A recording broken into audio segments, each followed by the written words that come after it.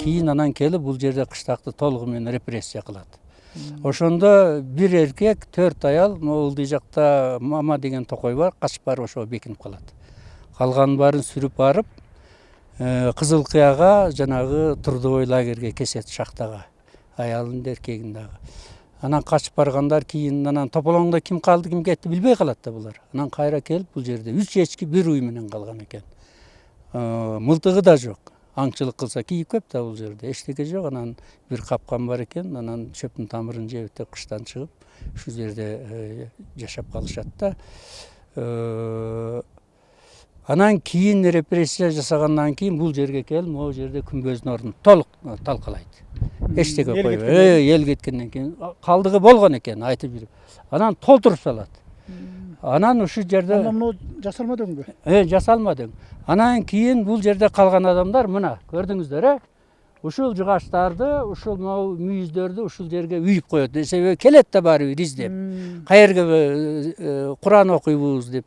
Бул эме болжол менен 84-85-жылга чейин же 80-жылга чейин ушундай эле турган, 50 жылдан ашык болгон эмес. Бул кече кийинге эле эме кылган. Иш жүзүндө күмбөз мына могу жерде болгон. Могу жыгач турабы? Ушунун арт жагында болгон. Бул эми кичине ордунан жылып калган. Бул үстүңгүсү патааканасы. Анан могунун жагында бул жерге мазарга келгендер. Мазарга келгендер ошол жерде отуруп батаакана жасаш үчүн атайын батаакана, түлөө өткөрүп ошол жерде эме кылган. Анын ар жак чекесинде маселаканасы бар. Могу жерде ушул күмбөздү корган адамдын таштан курулган мына күзөтканасы, могу жерде тиги турган таш мечит болгон. Анан могулдуй турбайбы мына жерлер, мына. Үйүлгөн таштар? Мына үйүлгөн таштар мындай. Мына могул алдында турган, Күчүлканын алдында турган Кыргыз атанын күмбөзү. Бул Кыргыз атанын таржымалы мындай. Бая өтпөдүкпү Бакмур ата. Бакмур ата, Кыргыз ата, могу жерде Файзул ата деген бар. Үчөө бир тууган болот. Бул киши Кыргыз ата бул жерде эмес, Кадамжай жакта ошол жакта каза болгон. Кыргыз ата атталган себеби бул айтат: качанга чейин мен тейит, мен Кыпчакмын деп жүрөсүң. Биз эми кыргыз болдук. Эми кыргызбыз деп жүрөлү. Болду эми деп анан ошондой ураанды көтөргөн адам болгон, өтө авторитеттүү аалым болгон. Анан каза болгондо өзү көзү тирүүсүндө айткан экен: бизди Алтайдан ээрчитип алып келген Күчүлкан. Мен каза болсом ошонун жанына коесуңар деп. Бул кече эле болжол менен 15-16-кылым. Анан ошо Күчүлүктүн немесин алдына алып келип, ошол жерге коюлган Кыргыз атанын күмбөзү дейт. Эми бул баягы сөөк жаңыртабыз дейбиз, атты жаңыртабыз дейбиз. Балким байыркы ушу кадимки кыргыздын түпкү уруулары чыккан, кыргыздын түпкү урууларынын аты болгон Кыргыз атанын атын алып коюлган бир жаңысы экен да бул 15-16-кылымда. Ооба, 15-16-кылым.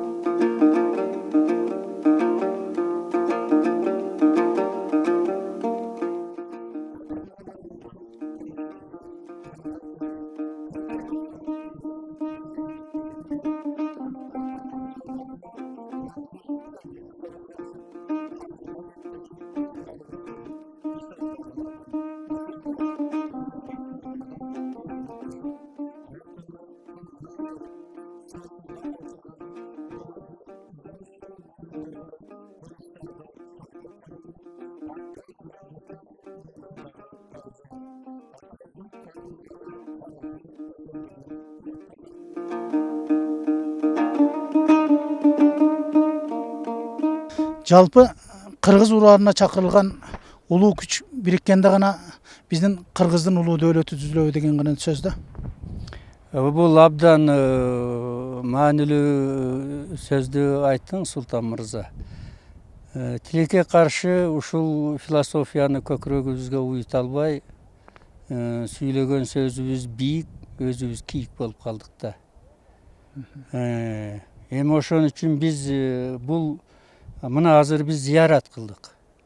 Мен жөнөкөй эле айтайын, биз зыярат философиясын жоготуп алдык да. Азыр эч ким чечмелей албайт. Мына мен ушул маселени изилдеп, ал 5 баскычтан турат экен да. Биринчи ниеттенүү дейт. Экинчи ошо зыярат кылган ал ким? Жөн эле мазар десе эле бара бербе дейт. Изилдеп көр аны, иликтеп көр. Такта. Үчүнчүсү ошо жолго чыгып ошонун оң жакшы жактарыны ушу мага дарысын деп анан сапар тартасың.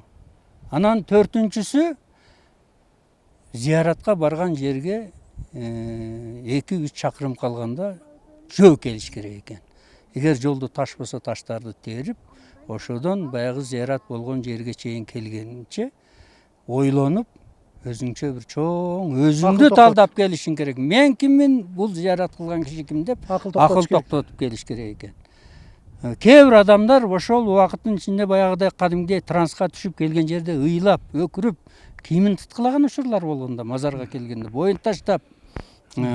Анан бешинчиси ошол зияраттын тыянагын чыгаруу. Мына философия зиярат. Бул кыргыздын салты, муну кээде динге дайме кылып жүрүшөт. Бул дин менен салттын жуурулушусу. Мындай деп алышыбыз керек да. Эми мына өзүңүз жуооңуздан өзүңүз суроо жараттыңыз да. Бул ошол дин менен философиянын же болбосо биздин байыртан бери келе жаткан ата бабалардын улуу салтынын жуурулушкан жери. 3 булактын кошулушу. Дин, салт, философия. Жуурулушуп атат. Мына ушул дин, салт, философияны көкүрөккө кармап туруп, көңүлдү бир жерге токтотуп туруп, биздин Кыргызстаныбыздын келечеги кандай болот? Мына ушул боюнча сиз акыл токтоткон бул Кыргызстандын аксакалдарынын катарында жүргөн адам катары. Эми бул аябагандай оор суроо бердиң. Бул мени күнү түнү ойлондурган, кээде кадимгидей шолоктотуп ыйлаткан, өкүнткөн, өксүткөн суроо. Мен буга өмүр бою жооп издеп келатам. Биз тобого жанышыбыз керек да. Тобого жанышыбыз керек. Жараткандан кечирим сурашыбыз керек. Кечирип коюң жараткан. Сиздин вазыйфаңызды аткара албай жатабыз. Биз эми жолго түшөлү деп көкөрөгүбүзгө ошол улуу бабалардын баягы алтынды кумдан кандай чайкап алса, ошондой кылымдардын арасынан чайкап алып чыккан асыл баалуулуктарын, жакшынакай акыл нуска каадаларын кайрадан окуп үйрөнүп, ошону бүгүнкү күндүн талабына, бүгүнкү маалымат технологиясынын учуруна, илимий техника жетишкендиктин учуру менен жуурулуштуруп, өзүнчө бир интеллектуалдык революция жасашыбыз керек да. Ошондо биз кыргыз оңолобуз.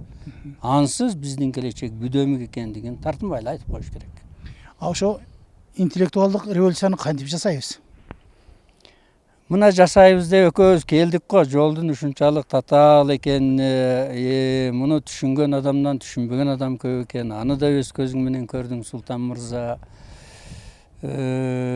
Мен ушул суроону ар бир кыргызстандык өзүнө берсе жакшы болот эле деп ойлойм да. Мен аны азыр жооп айта турган, ал даражамда, ал азыр мындайча айтканда рухий эмем шаам жетпей турат. Энергиям шаам жетпей турат. Муну ар бир кыргызстандык өзүнө берип, өзү жооп табыш керек.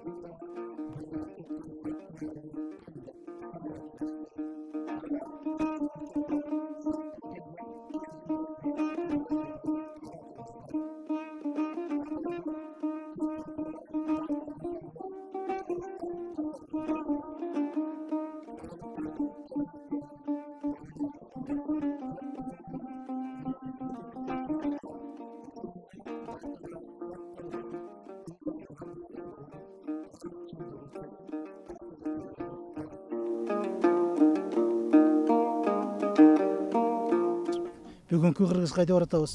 Кечебизден кандай ибарат алып атабыз, эртеңкибизге кандай кадам таштайбыз?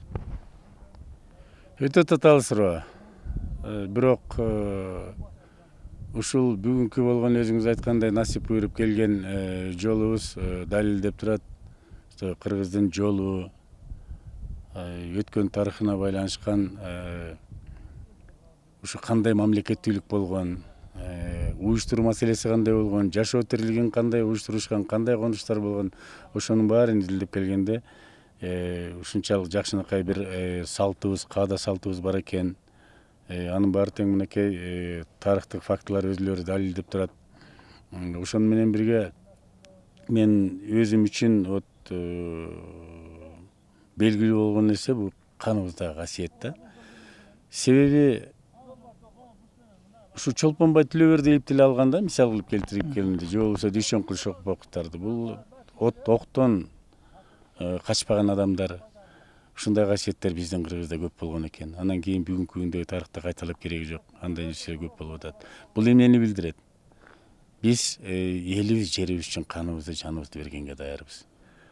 Бирок бир гана өкүнүчтүү нерсе, ушу акыркы 20-25 жылдан бери биз татыктуу жетекчини шайлай албайбызбы, же болбосо бир элде өзүнүн бир кемчилигибиз болуп атабы, же ошо жетекчилерде болуп атабы, кандайдыр бир себептер менен ушу туңгуюктан чыга албай атканыбыз баарыбызга далил болуп калды да. Ошону менен бирге жакшылыктан үмүт үзбөгөн да кыргыз экен. Орустар айтат мисалы үчүн, надежда умирает последний деп, а кыргыз айткан үмүт шайтан деп. То есть жакшылыктан биз эч качан үмүт үзгөн эмеспиз. Өлүп баратканда да жакшы деп айтканбыз. Бул эмнени билдирет? Биз келечегибиз бар.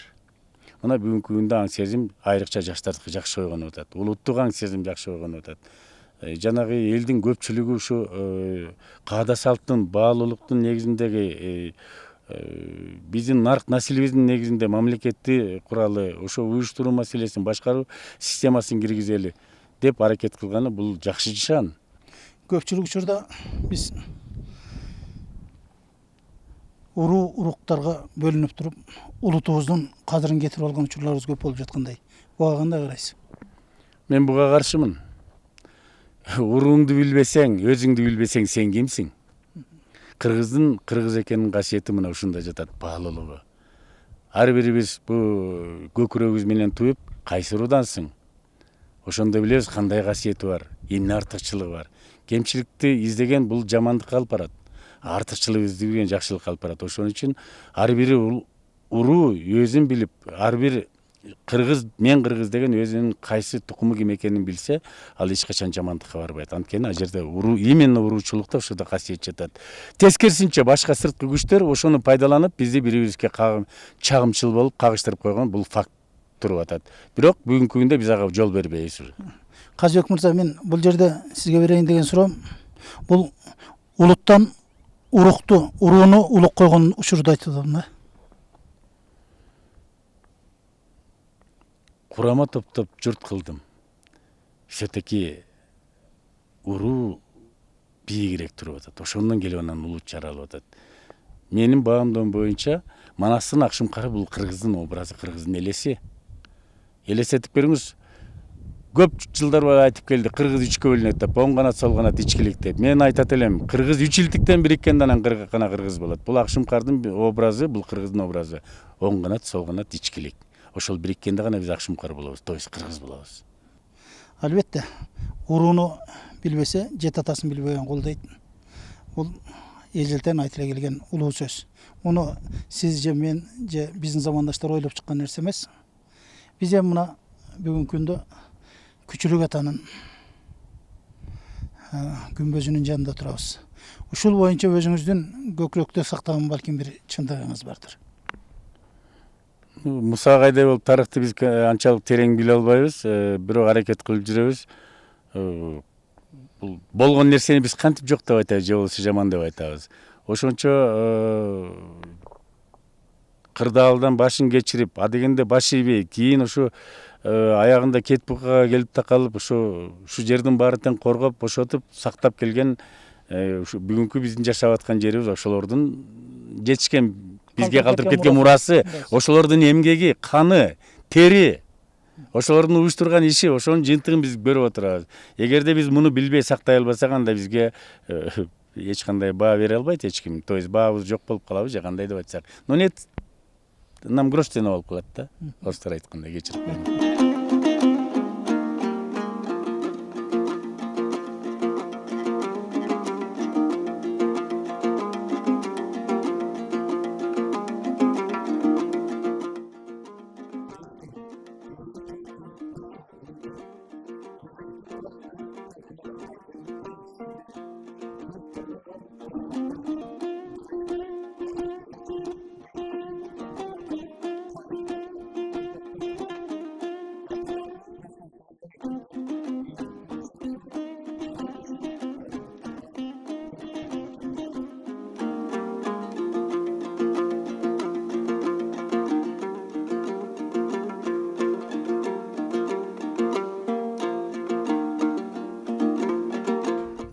Her bir insan özünün yerim degen bolsa, Kuda kalasa Kırgızstan kelечеги алдыда болот.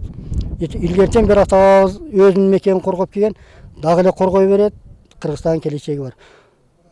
Жетекчилерибиz жакшы болуш керек, элге адилет караш керек, ушундай жакшы оштуу жетекчилер болсо, утур качып кетпеген. Kuda kalasa Kırgızstan оңолот. Kırgızстандын жаштары бардыгы эле жерим деген жаштар азыр эч алыс кеткени жок. Көрдүңүздөр, ошол окуясында көрдүңүздөр, онун башка окуяларда. Kuda kalasa эл өзү үчүн, өзүнүн жери үчүн ар убакта жерин сактап келген, дагы эле сактайт. Ол күчүлүктүн күмбөзү жөнүндө эмне айтасыз? Бу кишини Мусакан толук айтат. Буга мен кече кийинирээк чоңоюп калдык. Так маалымат айта албайм. Себеп Бул жерде мазар бар экенин мурда билчү элеңиз? Качандан бери айтылып калды? Күчүлүктүн мазары деп. бул Күчлүканды илгертен эле айтып келгендер биздин аталарыбыз. Анан бул жерде 3 та мазар бар. Азыр кандайдыр бир сал неме болсо керек, мына Күчлүкан ушул мазар, мына ал мазар. Мында 3-4 мазар бар, катта чоң мазарлар, кабырлары паста Эмне деген турат. мазарлар? Бул жерде алтын мазар болуп, Занактай могила болуп жазылып жүрөт. Бул картада кандайдыр ал тополоңдон орустар сал бурмалаган болушу мүмкүн Күчлүкан жайыны. Аслыда наркы мазарды Кожой Фазыл деп этеги кашамен жазып койгон, карталар ошондой жүргөн. Түгү Күчлүкан мына жердеги, мына ал хан ошонуку. А мына ал таш мечиттери ошон. Бул киши кайсы мезгилдерде келген, муну биздин ата бабаларыбыз азыраак айтат эле. Биз ата бабалар өткөндөн кийин келдик бу жерге. Биздин чоң аталарыбыз ошол Кудайназар чоң абаз басмачы болгондон кийин 7 аксакал Ташкентте атылып кеткен сразу эле. Анан калганы камалып көгө шаякта жок болду. Тукумусузбу? Ошолордун Кудайназардын атасы менен бир туугандын баласымын. Бул Кудайназар чоң мерген болгондой сизге де мылтыктар барбы? Эми бу жерде келдим, бардык эле мерген болгон. Өздөрү куралды өздөрү жасаган, октарын өздөрү. Бизге ошолордун касиеттеринен эмергенчилик кылышыбыз бар эми кичине. Атак ошолордун жасаган куралдарын жашырсоо буйрбады да үлгүрбөй калдык. Себеп көрө албадык. Ошолор ок дарыны бардык жокту ушу жерден алган. Өздөрү жасап турган, кара мылтык жасалган экен ол убакта. Обычно. Эми Союздун мезгилинде биз оякта чоңоюп калдык элдин ичинде. Атак ошолорду ала албай калдык, арманыбыз ошол бүгүнкү күндө. Мылтык жасай алганды билбей калганыңар, э? Ошол ок дарыны, мылтыкты, анан кайсы таштан коргошунду алып турган. Бардык куралды ушу жерден өздөрү даярдап. Ок дарыны да ошол жерден жасаган. Ок дарыны да, мылтыкты ушу жерде өздөрү жасаган.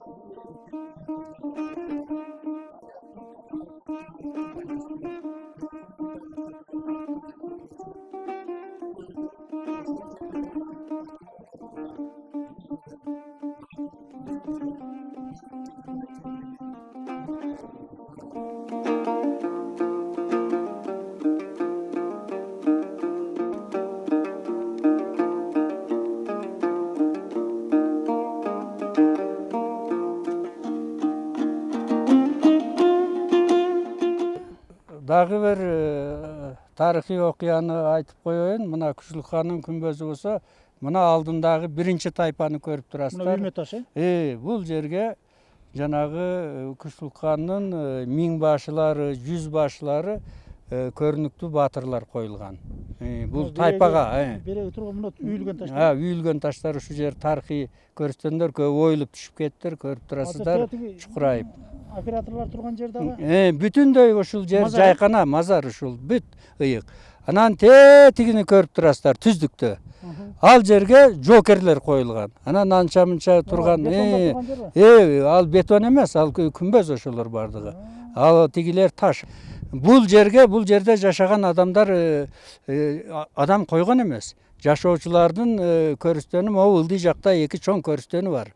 Бул жерди ыйык жай катарында эч ким алып келип кийинки кылымдарда замандарда койгон да эмес. Ушу ыйык мындайча айтканда бул бүтүндөй комплекс бул. Азыр көрүстөндөр комплексинде туруппуз. Биз көрүстөндөр комплексинде турабыз. турабыз. Күчүлүк атанын Эң бийик жеринде Күчүлүк ата турат. Андан кийин Кыргыз ата, андан кийин баягы ноёндор, 1000 башы аскер башылардын жайы, андан кийин жалпы жоокерлердин жайканасы. Бул жөнүндө белгисиз. Бул анан кийин могу жерде да бир эмелер бар, эми аны тактоо иши жүрүп жатат. Айтууга караганда эң чоң ноёндордун бири коюлган дейт Күчүлүктүн. Көрүнүктүү ноёндордун бири ушул жерге коюлган дейт. Баягы жоокерлер каза болгон 12 жоокердин командири тетиги Күчүлүк-хананын казынаканасы деп эсептелет, дөмпөйгөндөн. Ал колдо көтөрүлгөн наркы сайдын шагылы, сайдан көтөрүп келип кол менен жасалган. Ошол Күчүлүк-хананын казынаканасы, ошо казынакананын үстүнө жана Кудайназар эме атып мүрт кетирген отрядтын командири ошол жерге коюлган, аты, жылы бардыгы жазылуу. Анан бер жагына жанагы аскерлери коюлган эме кылып. Бул баягы ошо суу кайда барат? Бул суу барып Муксу, анан барып туруп Амударияга кошулат. Арал деңизине барат. Пянжга барат. Пянжга кетет. Бул жерде ушул жерде алтын коюлгандыктан күзөтканасы дейт, мунун астында таштан. Байыркы доордо таштан салынган күзөтканасы бар. Анан ылдый жакта Таш мечити деп турат. Баягы эл дуал койгонду үйрөнө электе ошол жерден баягы ошол Кашкар тараптан таш коюу өнөрү болгон да, ошо Таш мечити азыр дагы турат. Азыр барып көрсөк, анын мээрабы, башка эмелери бардыгы бар. Сиздин ушул ата-бабалардын баскан изин изилдеп иликтеп, ошону кийинки муундарга жеткирейин деген аракет, ниет, тилегиңизге Алла Таалам күч кубат берсин. Улуу чындыктын бардыгы 2 метр жерге барганда анан чечилет. Мына ушундай улуу чындыктарды катып жаткан шейит кеткендердин бейит башында турабыз. Эли журтубуздун келечеги кең болсун, ынтымагы бекем болсун. Аксакалдарыбыз нарк нускалуу, жаштарыбыз абийирдүү болсун.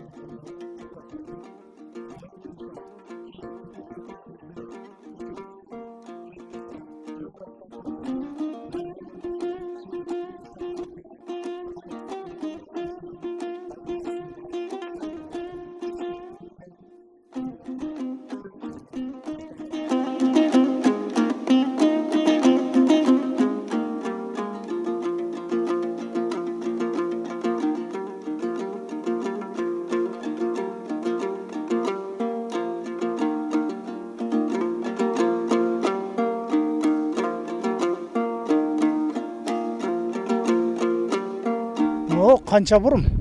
32. Бул кайсы жылдары салынган экен бул жол? Бул кече 2010 жылдары бүттү. Башта Ага чейин кантип түштүздөр? ат улоо менен эле каттаганбыз, ат жол болгон мында жерде. Ат жол менен деле жүктү алып түшүш кыйын го. Эми же жүктү кулатып жиберип жок, эми кыргыз илгертен бери ат жалда чоңойгон, ол кандай жүк болсо ham каалаган жерге алып барат, кааласа. Адамзаттын колдон эмне келет, ол каалаганын кыла алат. бул өтө чукул бурумдар экен, Мыналар өтө чукул бурумдар азырынча. мындай кокустуктар болбойбу? Жок, Кудайга шүгүр, эми бул улуу касиеттүү, эң улуу жерлердин бири ушул жер, биздин жерибиз. Биринчи Алла сактап, андан кийин ушул чоң мазарлардын жардамы болот. Биздин ишенимибиз ушундай. Биринчи Алла сактоочу, анан ушул. Рахмат, ушул жерде мекен чайын коргоп жүрө бериңиздер. Рахмат. Урматтуу телекөрүүчүлөр, биз бүгүнкү сөзүбүздү мына ушул Кожокмат аба менен сүйлөшүү аркылуу бүтүрүүнү туура көрдүк.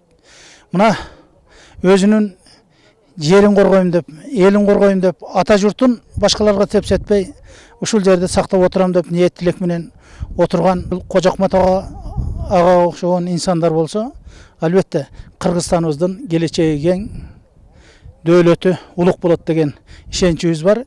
Кийинки көрсөтүүлөрдөн, кийинки жакшылыктардан амандашканча саламатта калыңыздар.